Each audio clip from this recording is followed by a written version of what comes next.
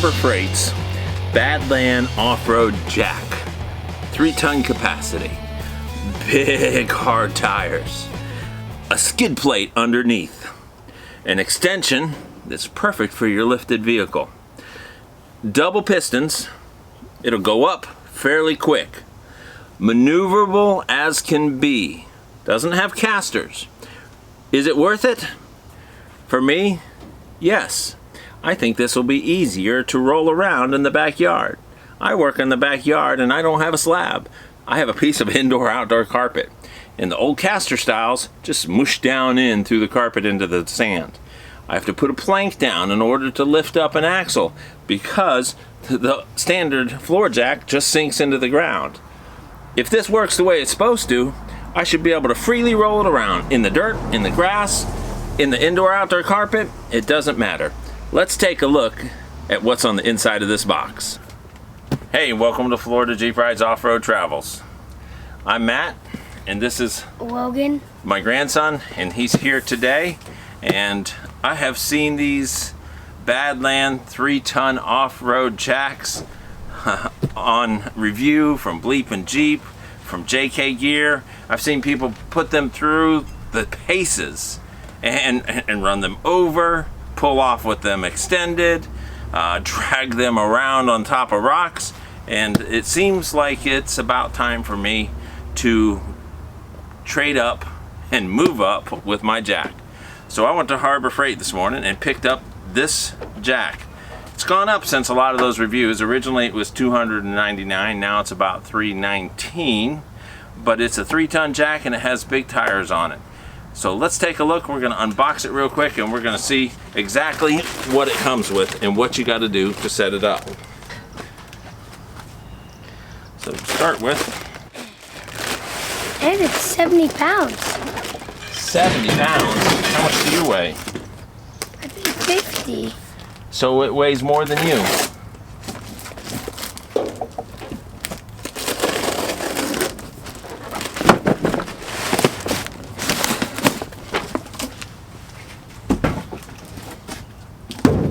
Instructions. Okay, let's see what it comes with.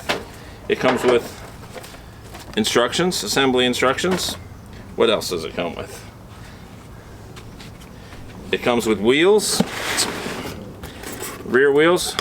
Right away they feel, how do they feel to you? They feel heavy, heavy duty. More heavy. That's good. They got bearings in them. It's got double bearings, one on each side. It's got a extension piston top. It's got another piston that goes on top of that so that you can put it and get it higher. It's got a bag of clips. This is to hold the piston on it. Now let's get this styrofoam off. Wait. Oh, from that side. And that's the jack itself. Plastic holding everything. Let's go ahead and get it out of the box. Are you ready? Uh-huh. Okay, move the box. Put it down. There we go. Then the handle. I'll take the plastic off that. Be careful around kids. If they go on their hands, It'll squish you. That's the handle. other handle. This is the other handle. Now,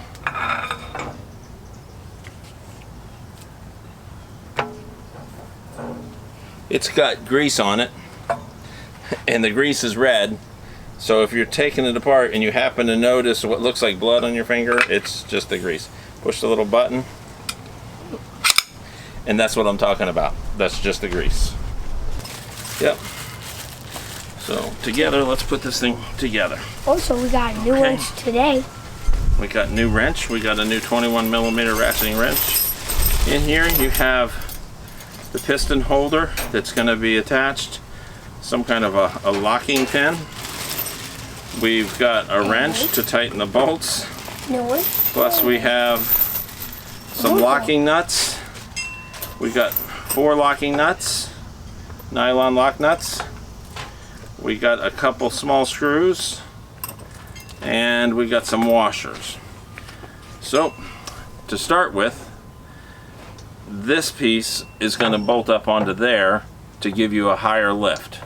In the meantime, it can be stored in here. To put it in there, we have to put the locking thing on. To put that on, just goes just like that, and then you take your two little teeny screws with an Allen head wrench. They did not provide an Allen head for these screws, so let me get one real quick.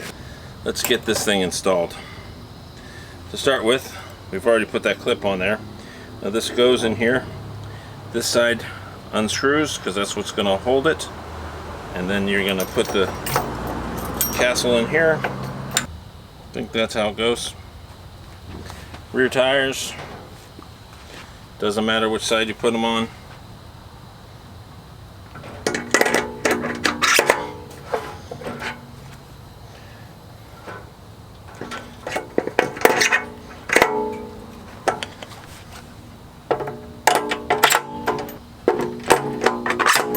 Lock nuts. There are two locking washers that go on that pin right there. I can tell you that the this thing does need some kind of a brake to keep it from rolling around so much, because it does want to roll. And it looks like it's got some type of a key here to stop me from lifting it up. That's got to come out somehow. Well, how do you get this piece of plastic off there? So it's got a lock right here that keeps the handle up where it's supposed to be. Then you can unlock it by tilting it out, so now you can pump. 1, 2, 3, 4, 5, 6, 7, 8, 9, 10. It is pretty thick. Total width on the wheels is about 13 inches on the front, about 13 inches on the back. So it is going to take up a little bit of floor space, but it will roll around a little bit better. That's the install. Pretty easy if you have any mechanical skills whatsoever. Basically, put the tires on, put the washers on, put the nylon lock nuts on, put the clip in there to hold the extension. There is a Allen head holder there that you can put the Allen head in that makes the extension go on. So let's talk about maneuverability. My wife was a little concerned because it doesn't have the casters on the back. But let's just see how it works. It rolls forwards and backwards pretty good. You can see I'm in the backyard. I do not have a concrete slab. If I put the lock on there, then I can lift the front and I can maneuver around wherever I want. So if I wanted to get in there under the axle,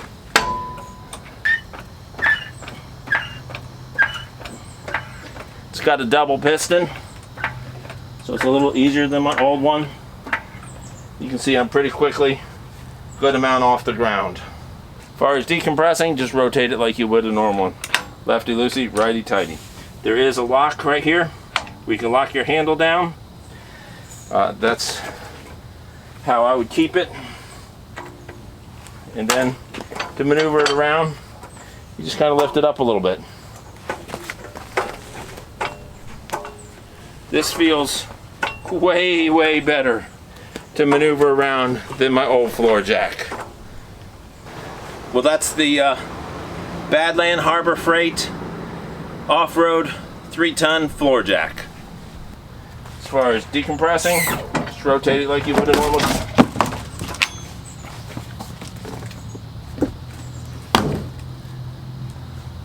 It goes up pretty quick.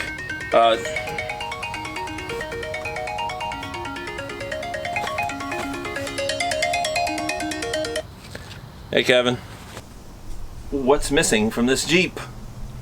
Well, that's a whole nother story. We're working on the air conditioning, which is not working, and in Florida that's not a very good thing.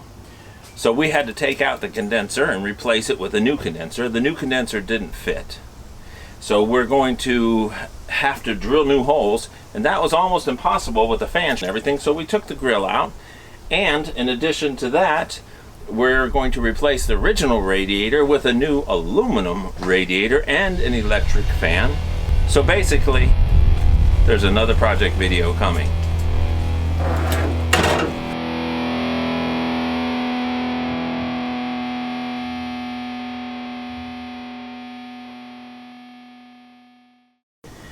Matter of fact, we took the radiator out and we're going to be replacing the radiator with a new aluminum radiator. The condenser is being replaced. What? The new radiator. New aluminum radiator? I said new aluminum radiator. Not the second time.